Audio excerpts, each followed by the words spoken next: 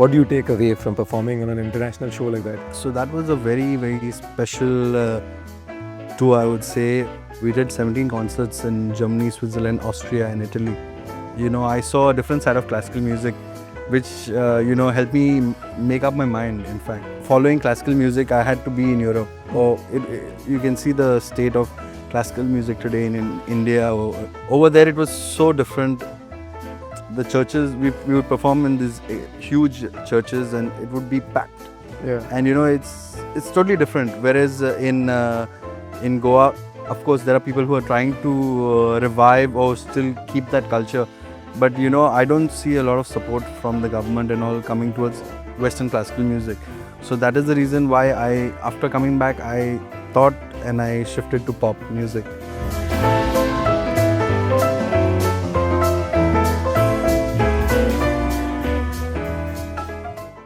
Your Origin Story is a podcast that uncovers the inspiring journeys of Goa's most successful people. Hosted at the Origin Goa, we dive into the challenges, motivations, and secrets behind their success. Tune in to be inspired by the origins of greatness. Today, we have the pleasure of speaking with a truly versatile artist and entrepreneur, Zubin Da Cruz, who is born into a Goan family rooted into music. Zubin's journey started at the young age of 10, from mastering the mandolin, violin, and the guitar, to transforming his journey into starting his own band, True Blue. Zubin's journey has taken him across the world, from having local shows to international shows in countries like Germany, Austria, Switzerland, and Italy. But Zubin's talent doesn't just stop at music. He is also the owner of a popular football turf known as Kicks, which is located in Lothalin. From carrying forward his father's musical legacy to making his own name in Goa's music, entertainment, and business scene, Zubin's story is one of passion, hard work, and talent. So let's dive into Zubin's journey. Welcome, Zubin. So you grew up surrounded by music, with your father being a legendary musician, Emiliano Da Cruz. How was your experience getting into music, knowing that your father was a musician? Well, first of all, I was brought up with music all throughout. I would wake up and there would be jazz playing and it was all completely surrounded by music, I would say. I was very inspired watching him. That's what got me into music, I would say. I wanted to be a violinist and I slowly, my father, he sent me to some tutors like Antonio Anton to learn solfege first so that I can read better. Yeah. And then finally, Myra Shroff was my violin teacher and that's how we took it forward. Okay. Yeah. You started learning the violin at the age of 10. Was that something you actually wanted to this, or how did you? I was inspired by my father. Okay. And that's how it started. It all starts with inspiration, I believe. Okay. So yeah, he had to wait 3 years to get a slot with her because she was one of India's best teachers and stuff like that. So I'm blessed to be a student. And then you transitioned from, I mean, you not only the violin, you play the mandolin and then the guitar, all these instruments. Was that something you transformed to playing, or was that something you already thought you would want to? No. So actually my father, he used to play the mandolin as well. So he used to make me practice the same violin lessons on the mandolin. Oh. So I simultaneously learned 2 instruments. Okay. So that's how I learned the mandolin as well. So it was not like a separate. So the mandolin and I guess the violin are similar. Yeah. And guitar is something that you complete. Guitar was totally different. So guitar I picked up because as a violinist in school, college, no one looks at you. True. The chicks look at the guy with the guitar. So yeah, that's how initially, not because of that, but of course I should like it. But guitar was a fun side instrument. For example, when I used to have my grade exams, violin grade exams, my dad used to send all the guitars away so that I could not, because what happens is with the guitar, the fingering, the space is bigger. Yeah. So which tends to go a little off on the violin. Okay. So he wanted Since it's different, it's totally different. He probably wanted you to focus on the violin. Violin more. Okay. A big shout out to our sponsor, the Origin Goa. So please join us for a nice meal and a few drinks. so that we can share with you more experiences like these. So you've performed in Europe as part of Sounds of the Earth concert. Yeah. What do you take away from performing on an international show like that? Yeah, so that was a very, very special tour, I would say. We did 17 concerts in Germany, Switzerland, Austria, and Italy. Wow. And it was by the Jesuits. It was held by the Jesuits and with around 40 students from all around the world. Okay. And it was a great experience. We got a lot of exposure. You know, I saw a different side of classical music, which, helped me make up my mind, in fact. Because following classical music, I had to be in Europe. Or you can see the state of classical music today in India or in Goa, for that instance. There's no support, and over there it was so different. Everyone, the viewers are so many. Like the churches, we would perform in these huge churches, and it would be packed. Yeah. And it's totally different. Whereas in Goa, of course, there are people who are trying to revive or still keep that culture. But I don't see a lot of support from the government and all coming towards Western classical music. So that is the reason why after coming back, I thought and I shifted to pop music, and that's when I started. I joined a band, in fact, and then I started True Blue after that. So that's the main partner. That's the next question I was going to ask you actually. Like, how did True Blue come up? How did you end up starting True Blue? Yeah, so I was part of this band called Cloud9 for like 1-2 years. Okay. And then I dreamt of having my own band, of course, and that's how then I started True Blue somewhere, I think, around 2013, 2014. 2014. Yeah. Were you the vocalist as well at Cloud9 or? Yeah, I was only vocalist Okay. at Cloud9, and it was a totally different new scene to me. I used to go to other shows, like with my dad. He used to play jazz, Latin American music. Like it was a totally different scene, and this was like pop rock. So I never really I started listening to rock music after joining the band, honestly. Okay. Yeah. Before that, the influence was totally different. Yeah. I would listen to the Beatles, Tchaikovsky, Mozart. Okay. So it's a different music what I was listening to at home, and what I'm playing today is poles apart. Yeah. I guess that's also because of your dad's influence, the kind of music that he was into. Yes, right? of course. And obviously this is your passion. And Yeah. this is where you are because of your passion. Let's talk about kicks. Yeah. How did the football turf kicks? How did that idea come up from music to kicks? Let me tell you, how the idea came into my mind. It was we did a show at I think it was the Navy Ball or something like that. Navy Ball? Okay. So after the gig, while I was walking to the car, came across the turf, and I was like, damn. Which turf was this? Now even I won't. In the Navy. In the Navy, they have their own turf. So then I was like, wow, this must be so much fun to have a turf in your backyard, and just how we used to go to Chokles and it was a dream. Yeah. Every single time you played. Of course, it was our Old Trafford. Sure.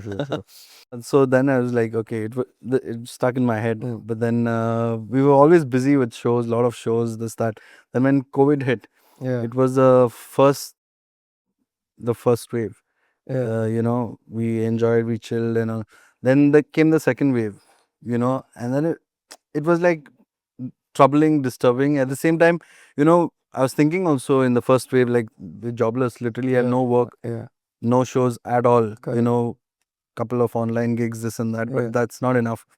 Then I'm like, okay, fine. Then once the second wave hit, then I was like, okay, we got a plan. And Chris, who's my partner, so she also played a huge role in having kicks, and so then we started planning, and accordingly then.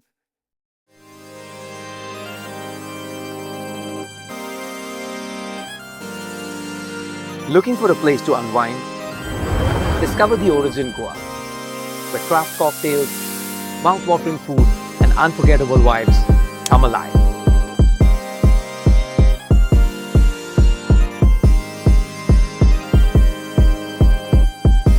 From live music to irresistible deals all throughout the week, there's always something happening.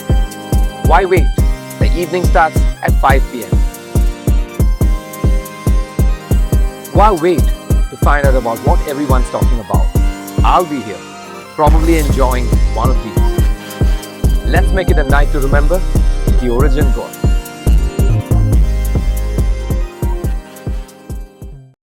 How is your experience trying to balance both now? You have your own business Yeah. of Kicks, which is a football term, Yeah. and then you've got True Blue. How's that experience been? How are you managing both? Well, I think it's all about having a system. Once you have a system, then it's you know how to deal with it. And I would say it is a process of trial and error, Yeah. and just take it as it goes. And yeah, that's Okay. how I'm doing it. And it's working so far. Did you face any challenges when it comes to both now? I'd like to know. With the band, there are a lot of different challenges. There's your competition, there's the market as well. So it's all about, I think, as you go, you learn more and more. And Yeah. No, at the same time now, you know that when you just start a band, right? Obviously, it's not the best. And today it's in the top. yeah, Right. yeah. So it's What- very important to keep the whole team highly motivated. Yeah. And because ultimately they're going to follow the leader's vision. That is the most important. And to have them at the same energy level, or the enthusiasm to be at the same level, that's pretty challenging at times, because of course they are living their lives as Yeah. well. They have their ups, their downs, True. their families, Correct. their girlfriends, wives, Yeah. or whatever.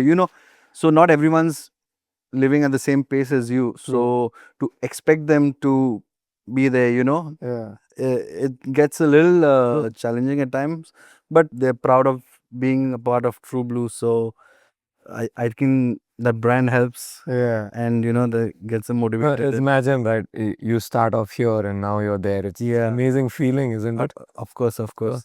No. Yeah, when you look back and at the boy who used to dream to have a band that would be traveling internationally and Yeah. playing shows all around India and blah blah. It's actually a very motivational story, because uh, there must be so many people who want to be Of course, like you. of course, of course. True Blue. I'm sure every young musician dreams of that. Of course.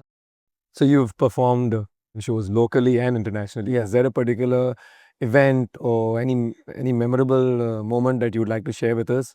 Yeah, I think performing alongside Lucky Ali. Okay. Yeah, we shared the stage with him, as well as Kino from Big Mountain, and then we opened for When Chai Met Toast. Oh, Then then When I Met Toast also. Wow. then One of my favorite. Sean Kingston.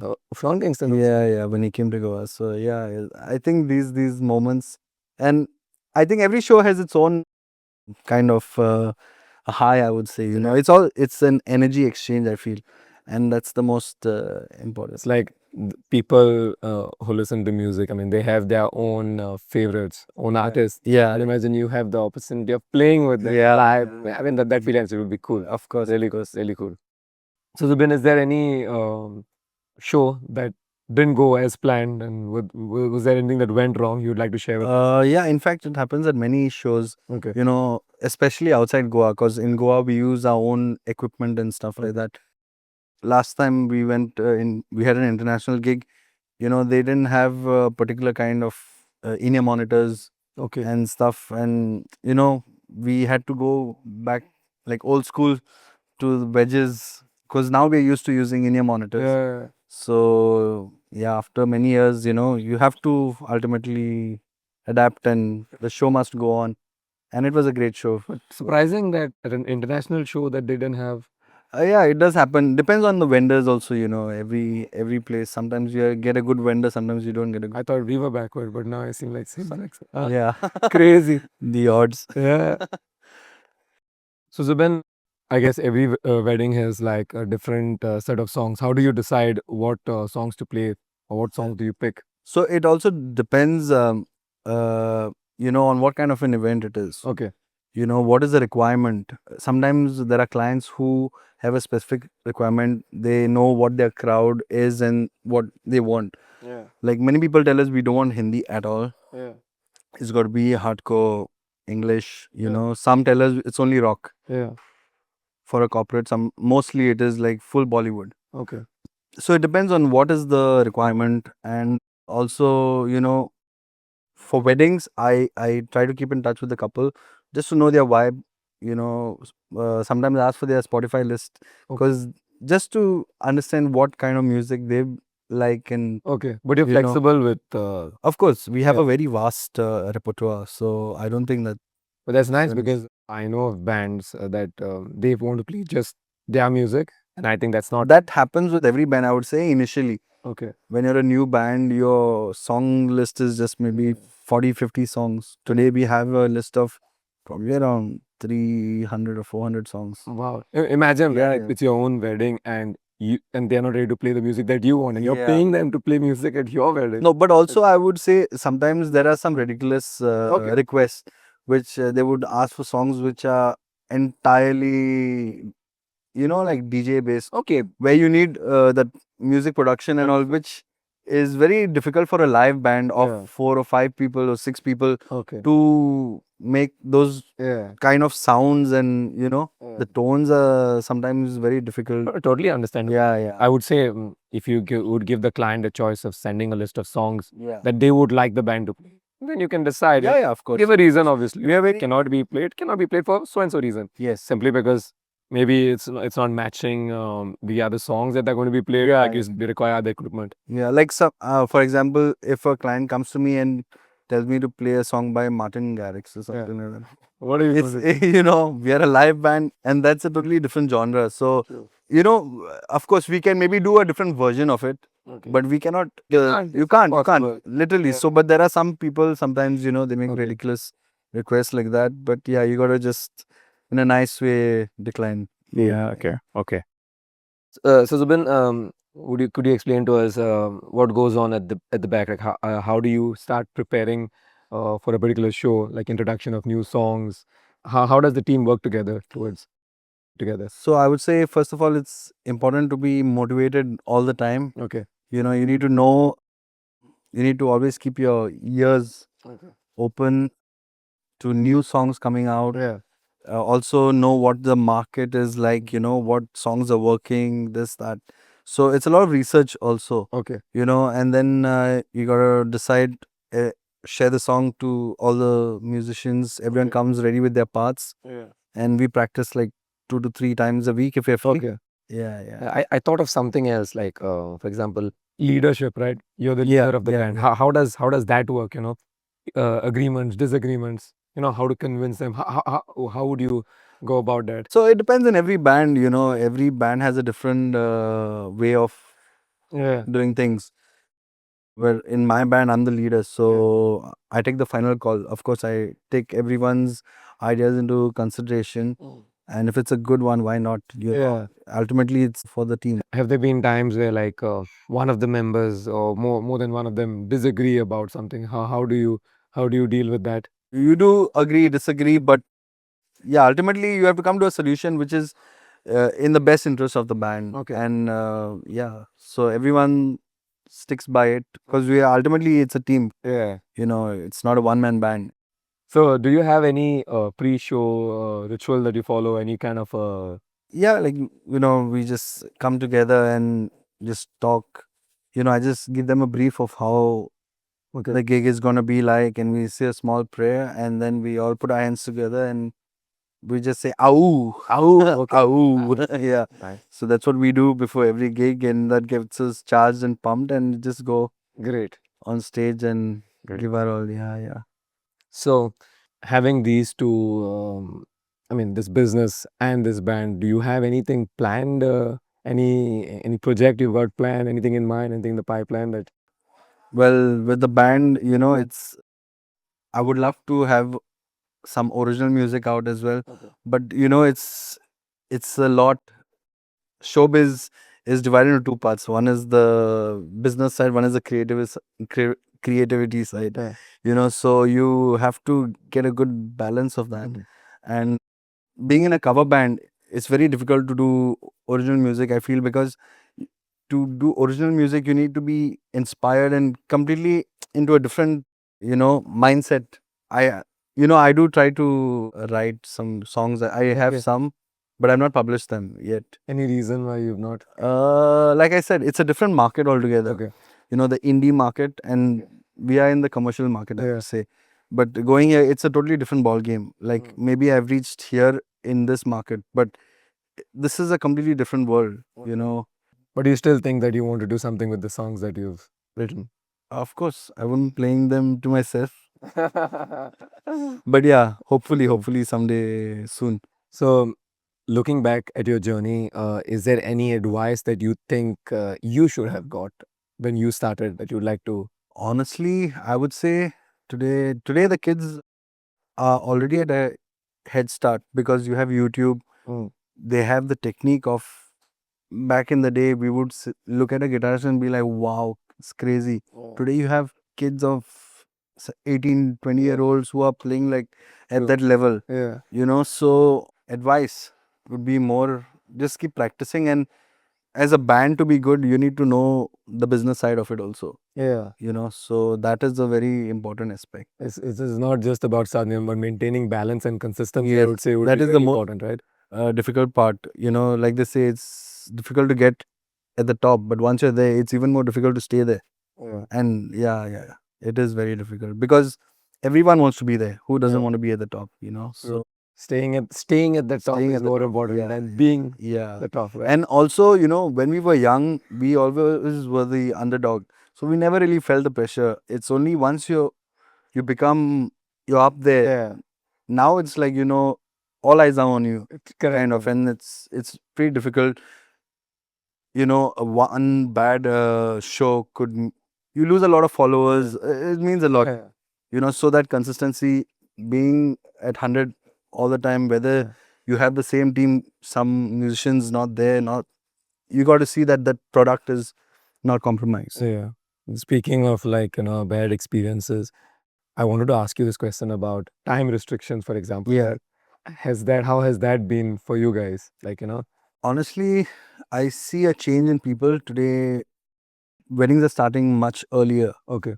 People are opting for sunset weddings Yeah. so that they have more time to enjoy. Yeah. So they found a way to tackle that. But of course, 10, I feel for a Goan, Yeah.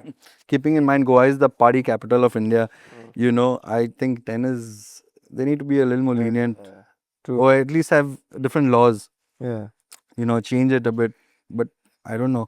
There are associations and all, but there's nothing happening. The reason I asked you this question is also because I've heard at many venues from people that cops have come and some of the band's equipments have been taken away and all. I mean, it's crazy, right? Yeah, so that Yeah. does happen. Ultimately, it's the bands that face the music at the end, because Yeah. and especially during wedding season and all, that like bands are doing shows almost every day. Correct.